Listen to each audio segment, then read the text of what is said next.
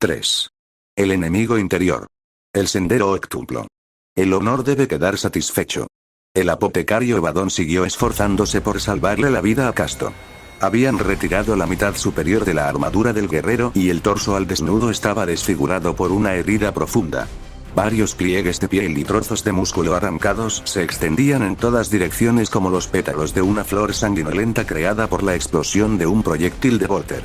Más presión, pidió Vadón mientras pulsaba varios mandos del guantelete de Nartecium. Los escalpelos y las jeringas fueron rotando mientras el hermano Matridón mantenía apretada una mano contra la herida.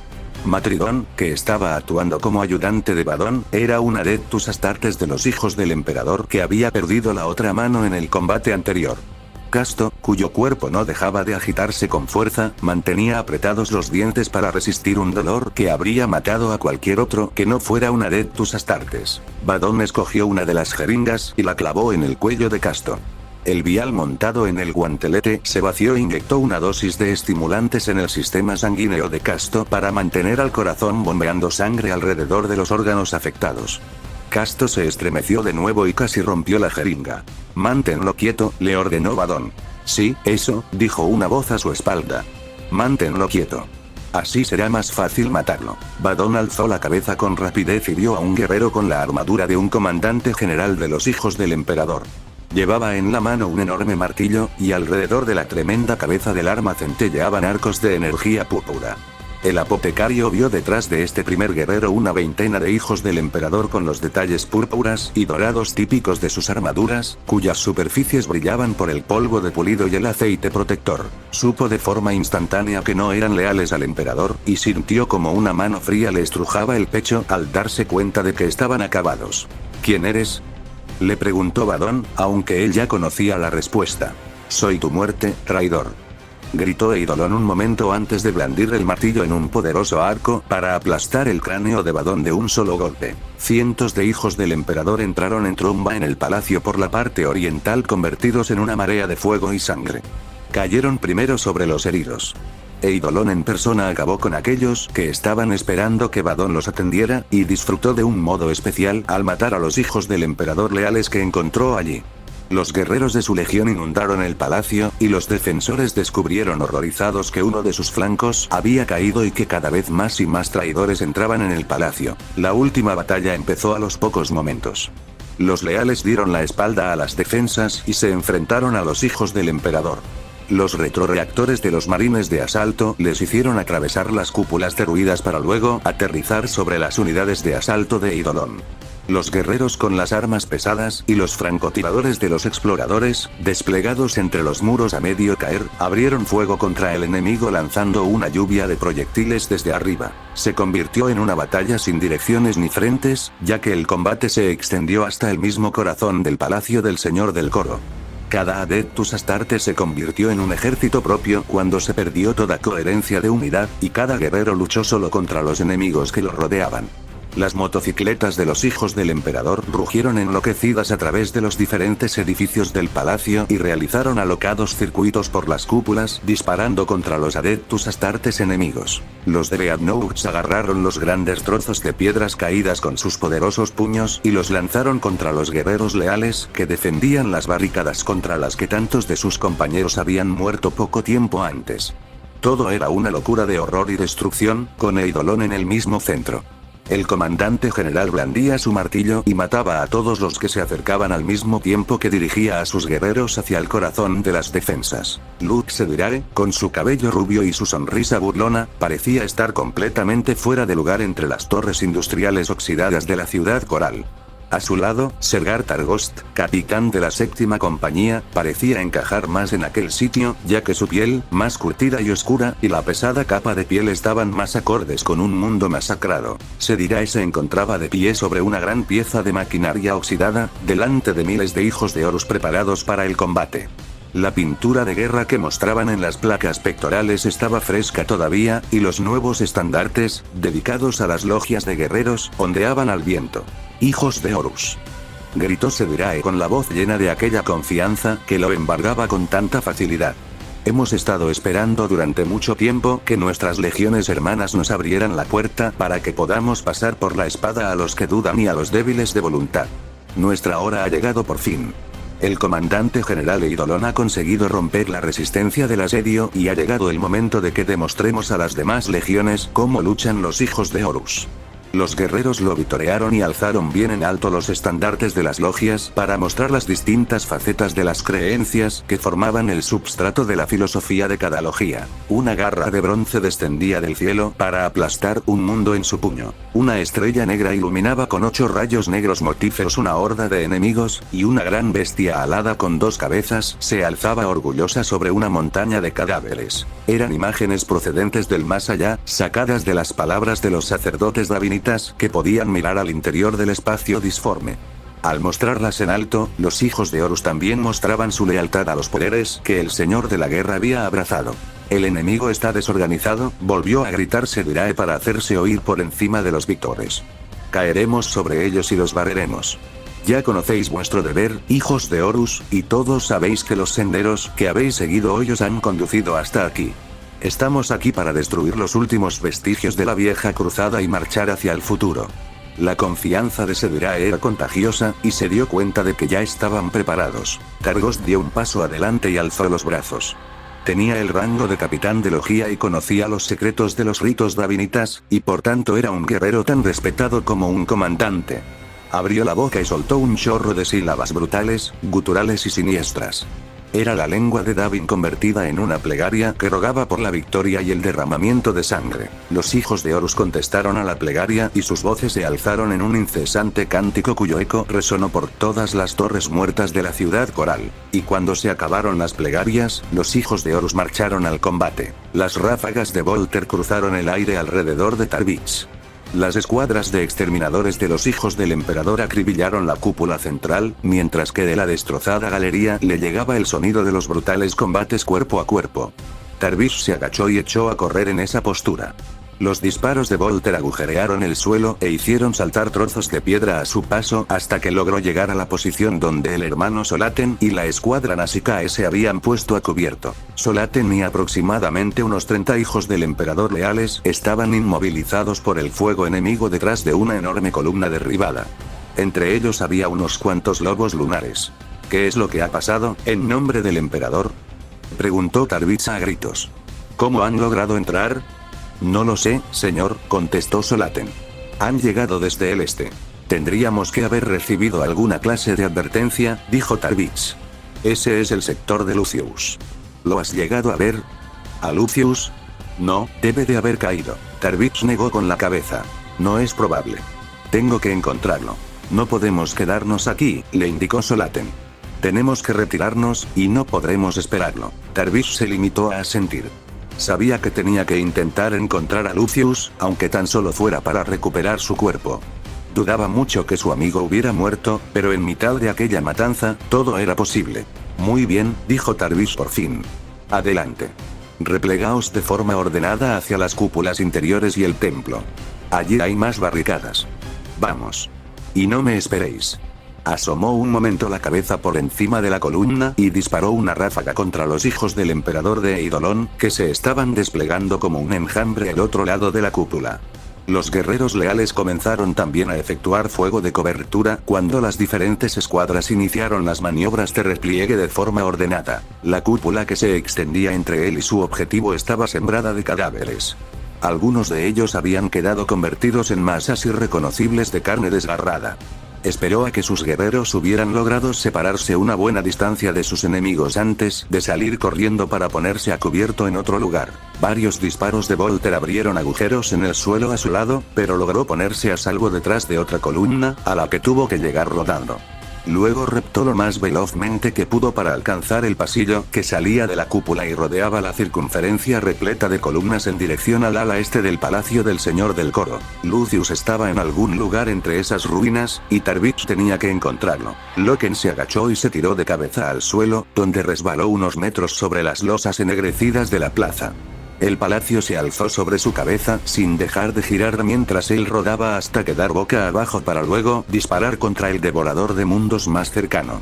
Uno de los disparos acertó de lleno en la pierna al guerrero enemigo, quien se desplomó lanzando un rugido bestial. Torgadón se lanzó de un salto sobre él y le clavó la espada en el centro de la espalda al traidor. Loken se puso en pie mientras se oían más disparos en la plaza. Intentó localizar al enemigo entre los montones de muertos y las pilas de mármol roto que surgían de los bordes de los cráteres provocados por las explosiones, pero fue una tarea infructuosa. La plaza que se abría entre el caos del palacio y la masa oscura de la ciudad estaba infestada de devoradores de mundos, que se habían lanzado a la carga para sacar partido de la brecha que habían abierto los hijos del emperador. Hay toda una escuadra ahí, le advirtió Torgadón mientras sacaba la espada del cuerpo del devorador de mundos. Estamos en mitad de todos ellos. Pues entonces habrá que seguir avanzando, respondió Loken. Recargó el Volter mientras cruzaban la plaza a la carrera, esquivando los cúmulos de cadáveres y de escombros, mientras estudiaban con detenimiento la oscuridad en busca de alguna señal de movimiento. Torgadón se mantenía cerca de él, a su espalda, moviendo el Volter de un lado a otro entre los trozos de techo derribados y los montones de cascotes. Las ráfagas de disparos cruzaban el aire a su alrededor. Los sonidos de los combates que se estaban librando en el palacio eran cada vez más terribles. Los gritos de guerra y las explosiones atravesaron la negrura de aquella violenta noche. Al suelo. Le gritó Torgadón cuando un disparo de plasma atravesó la oscuridad. Loken se echó al suelo. El rayo ardiente pasó de largo a su lado y abrió un agujero en un bloque de piedra situado a su espalda. Una sombra oscura se abalanzó sobre él y Loken distinguió el brillo de un arma de filo, por lo que alzó el Volter en una parada instintiva. Sintió la mordedura de los dientes de un hacha sierra en el metal de su arma e intentó dar una patada en la cadera a su atacante. El devorador de mundos giró un poco sobre sí mismo y esquivó con facilidad el ataque para a continuación derribar a Torgadón con un fuerte golpe del mango del hacha sierra. El ataque contra Torgadón proporcionó a Loken la oportunidad de ponerse en pie. Tiró a un lado el Volter destrozado y desenvainó la espada. Torgadón tuvo que defenderse desde el suelo del ataque de otro devorador de mundos, pero su amigo tendría que hacerlo sin su ayuda, ya que Loken vio que su oponente era un capitán, pero no un capitán cualquiera, sino uno de los mejores entre los devoradores de mundos. Karn. Exclamó Loken al mismo tiempo que su enemigo lo atacaba de nuevo. Karn se detuvo un momento y, por un breve instante, Loken vio de nuevo al noble guerrero con el que había charlado en el Museo de la Conquista, un momento antes de que algo completamente distinto lo invadiera de nuevo, algo que llenó de odio el rostro de Karn. Ese instante fue más que suficiente para Loken, ya que le permitió ponerse a cubierto detrás de un saliente de piedra que surgía del borde de un cráter. Los proyectiles de Volter siguieron cruzando el aire oscuro. Torgadón seguía luchando en algún punto fuera de su vista, pero Loken no podía preocuparse por él en esos momentos. ¿Qué te ha pasado, Karn? Le preguntó Loken a gritos. ¿En qué te han convertido? Karn lanzó un incoherente aullido de rabia y se lanzó contra él con el hacha sierra en alto. Loken afianzó los pies y alzó la hoja de la espada para detener el hacha de Karn a mitad del golpe. Los dos guerreros quedaron enfrentados en una desesperada batalla de fuerzas. Karn, dijo Loken entre dientes, que mantenía apretados mientras el devorador de mundos empujaba el filo del hacha sierra hacia su cara. No eres la persona que yo conocí. ¿En qué te has convertido? Cuando sus miradas se encontraron, Loken vio el alma de Karn y sintió que lo invadía la desesperación. Vio al guerrero con quien había intercambiado juramentos de hermandad, que había jurado lealtad a la Gran Cruzada lo mismo que él, al guerrero que había sido testigo de los terrores y las tragedias de la Cruzada lo mismo que de sus victorias. Y también vio la siniestra locura que había anegado todo aquello con derramamientos de sangre y con traiciones todavía por llevarse a cabo. Soy el sendero Octuplo, le respondió Karn, cada palabra subrayada por un burbujear de saliva sanguinolenta. ¡No! Gritó Loken al tiempo que empujaba a Karn para hacerlo retroceder. No tiene por qué acabar así. Sí que tiene, replicó Karn. No hay modo alguno de salir del sendero. Siempre debemos seguir hacia adelante. Del rostro de Karn desapareció cualquier traza de humanidad, y Loken se dio cuenta con toda seguridad de que el devorador de mundos estaba sin duda más allá de toda posible recuperación, y de que aquel combate solo acabaría con la muerte de uno de los dos. Loken retrocedió mientras paraba o desviaba la oleada de golpes de hacha que Karn le lanzó, hasta que acabó con la espalda pegada a una enorme losa de piedra. La cabeza del hacha de Karn se enterró en la losa al lado de la cabeza de Loken, y este aprovechó para golpearle en la frente con el pomo de la espada. Karn giró la cabeza y evitó la mayor parte de la fuerza del golpe, y a su vez le dio un cabezazo en plena cara para luego agarrarlo de la mano de la espada y arrojarlo al suelo. Ambos forcejearon en el barro como animales. Karn intentó aplastarle la cara contra los escombros del suelo y Loken se esforzó por quitárselo de encima. Este acabó por rodar sobre sí mismo cuando oyó el sordo retumbar de un motor que resonaba como un terremoto y el brillo de unos focos delimitó con nitidez la silueta de Karn. Loken sabía lo que vendría a continuación, por lo que golpeó la cara de Karn una y otra vez con el puño y lo obligó a levantar el torso con la otra mano agarrándolo por la garganta. El devorador de mundos forcejeó para librarse de la presa de Loken mientras la luz se hacía cada vez más y más intensa, hasta que la rugiente forma de un Land Raider apareció coronando la cresta del montículo de escombros que se alzaba detrás de ellos, con el mismo aspecto que un monstruo que surgiera de las profundidades. Loken sintió el tremendo impacto de la pala excavadora al clavarse en el cuerpo de Karn. Una de las afiladas púas de la base atravesó por completo el pecho del devorador de mundos.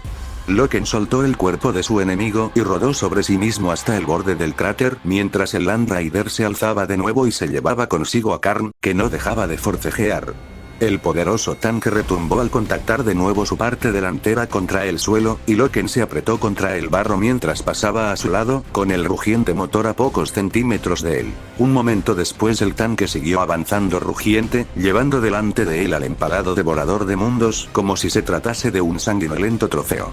Había más tanques rodeándolo por todos lados, con el ojo de Horus mirando desde los cascos blindados. Loken reconoció el esquema de pintura que llevaban. Eran los hijos de Horus. Por un momento Loken tan solo se quedó mirando a la fuerza que avanzaba contra el palacio. Los vehículos no dejaban de disparar mientras se dirigían hacia su objetivo. De repente apareció una mano que tiró de Loken, que estaba aturdido y ensangrentado, y lo puso a cubierto de las armas de los tanques. Miró a su alrededor y vio que se trataba de Torgadón, que también estaba magullado por su encuentro con uno de los guerreros de los devoradores de mundos. Torgadón señaló con un gesto de la cabeza el Land Raider. Ese era. Sí, Karn, le confirmó Loken. Está perdido. ¿Muerto? Quizá. No lo sé. Torgadón miró con atención la punta de lanza que se dirigía hacia el palacio. Creo que hasta Tarvis tendrá problemas para defender con éxito el palacio. Entonces tendremos que darnos prisa. Sí. Mantente agachado y larguémonos de aquí antes de meternos en más problemas, le dijo Torgadón. A menos que Abaddon y el pequeño Horus no sean suficiente desafío para nosotros. Saúl les hará pagar cada trozo de escombro que conquisten, respondió Loken mientras se ponía en pie con un gesto de dolor. Karn le había hecho daño, pero no tanto como para que no pudiera combatir.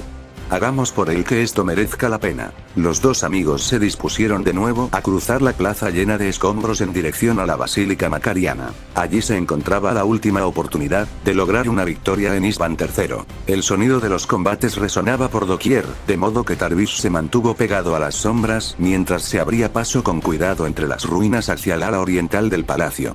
Las escuadras de los hijos del emperador hormigueaban por todo el lugar, barriendo las zonas de las destruidas cúpulas y acribillando las demás estancias a medida que clavaban más el filo de su ataque en el corazón de las defensas. Vio aquí y allá escuadras con insignias que reconoció, y tuvo que reprimir el arraigado impulso de llamarlas.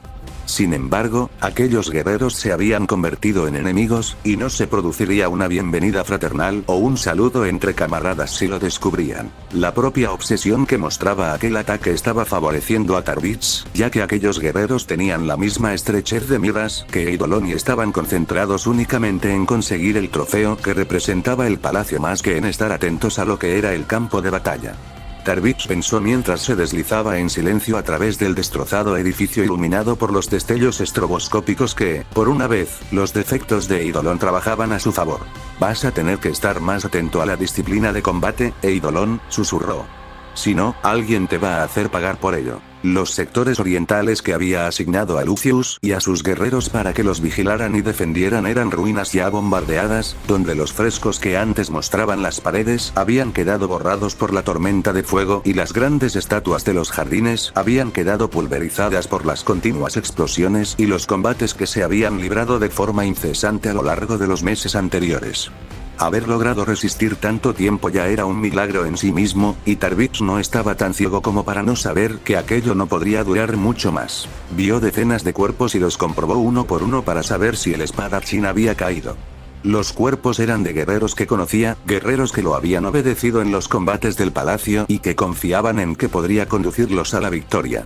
Cada par de ojos lo acusaba de sus muertes, pero sabía que no podía haber hecho nada más. Cuanto más hacia el este se dirigía, menos invasores de los hijos del emperador se encontraba, ya que su ataque se concentraba en el centro del palacio del señor del coro más que en capturar todo el complejo de edificios. Estaba claro que Eidolon iba más en busca de la gloria que en llevar a cabo las maniobras lógicas en un campo de batalla. Si dispusiera de un centenar de marines espaciales, castigaría tu arrogancia, pensó Tarbich. En cuanto se le ocurrió aquello, una sonrisa se le empezó a extender con lentitud por el rostro. Disponía de un centenar de marines espaciales.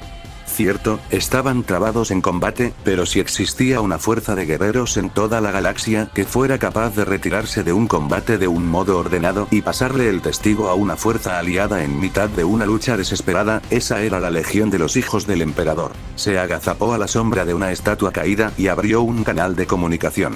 Solaten, dijo con un susurro. ¿Me recibes? La estática sobrecargó el microreceptor que llevaba en el oído, y soltó una maldición ante la posibilidad de que su plan se viniera abajo por algo tan simple como un fallo en las comunicaciones. Le recibo, capitán, pero ahora mismo estamos un poco ocupados. Le respondió la voz de Solaten. Entendido, contestó Tarbich, pero debo darte nuevas órdenes. Retírate del combate y que se encarguen los lobos lunares. Deja que lleven el grueso del combate. Reúne a todos los guerreros que puedan llegar hasta ti y después dirígete hacia mi posición. Señor. Toma los pasillos orientales de la zona de los sirvientes. Eso debería permitiros llegar sin muchos problemas hasta aquí. Solaten, tenemos una oportunidad de hacerles daño a esos cabrones, así que necesito que llegues aquí cuanto antes. Entendido, señor, respondió Solaten antes de cortar la comunicación. No te servirá de nada, Saúl. Tarbich se quedó helado al escuchar la voz. Ya puedes dar por perdido el palacio del señor del coro. Incluso tú deberías ser capaz de darte cuenta de eso. Alzó la mirada y vio a Lucius de pie, en el centro de la cúpula y justo frente a él. Empuñaba en una mano su centelleante espada y en la otra un trozo de vidrio roto. Se llevó el vidrio a la cara y pasó uno de los bordes afilados por la mejilla. De la piel saltó una línea de gotas de sangre que empezaron a caer sobre el suelo de la cúpula.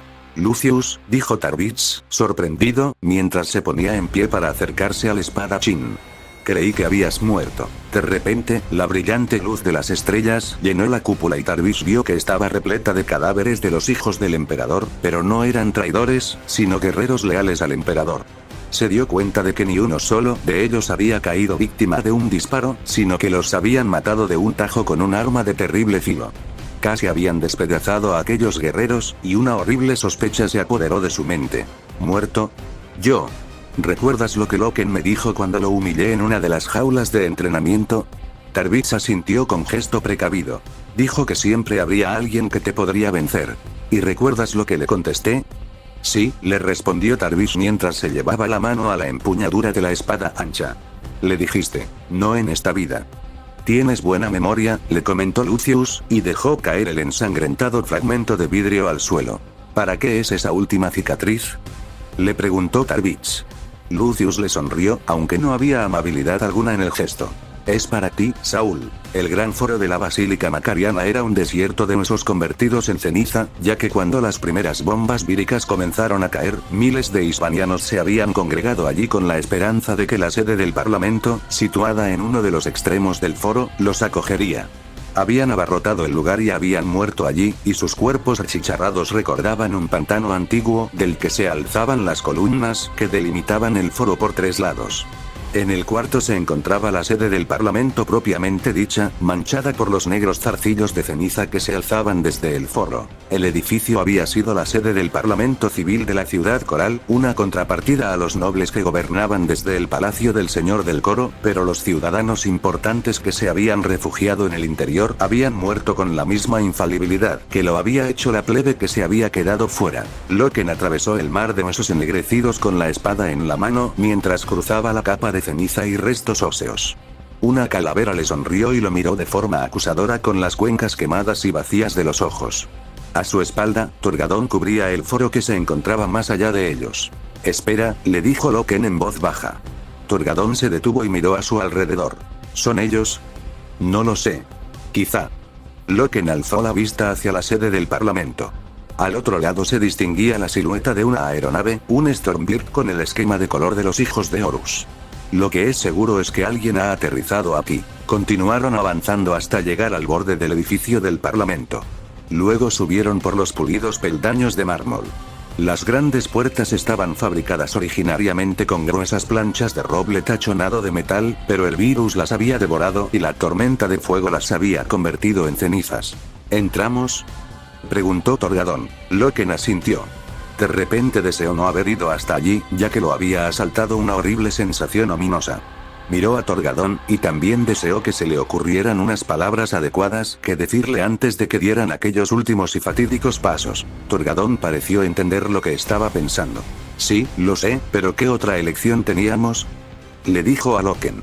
Ninguna, contestó este antes de atravesar la arcada que daba acceso al interior del edificio del Parlamento. El interior del edificio había quedado un poco más protegido de los peores efectos del bombardeo vírico y de la tormenta de fuego. Tan solo unos cuantos cadáveres retorcidos y ennegrecidos que yacían tirados entre los paneles de madera oscura y el mobiliario del mismo material.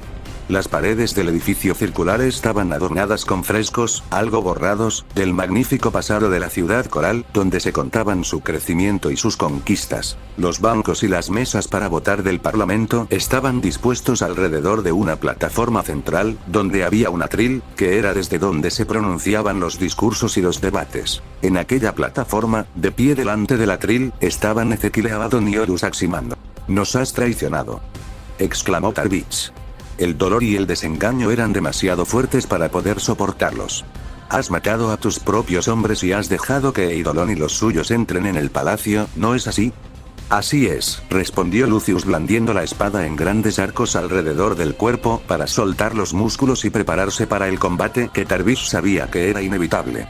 Y lo haría de nuevo sin dudarlo un momento. Tarvitz comenzó a recorrer la circunferencia de la cúpula, contrarrestando cada uno de los pasos que Lucius daba. No se hacía ilusiones respecto al desenlace de un duelo contra el espadachín. Lucius era el mayor experto en esgrima de toda la legión, quizá incluso de todas las legiones. Sabía que no podía derrotar a Lucius, pero su traición reclamaba un castigo. El honor lo exigía. ¿Por qué, Lucius?, quiso saber Tarvitz. ¿Cómo puedes preguntarme eso, Saúl?, le preguntó Lucius a su vez, mientras se acercaba más, paso a paso, cerrando la distancia que separaba a los dos guerreros. Yo estoy aquí tan solo por mi errónea amistad contigo. Sé lo que el comandante general y Fabius te ofrecieron. ¿Cómo fuiste capaz de rechazar una oferta semejante?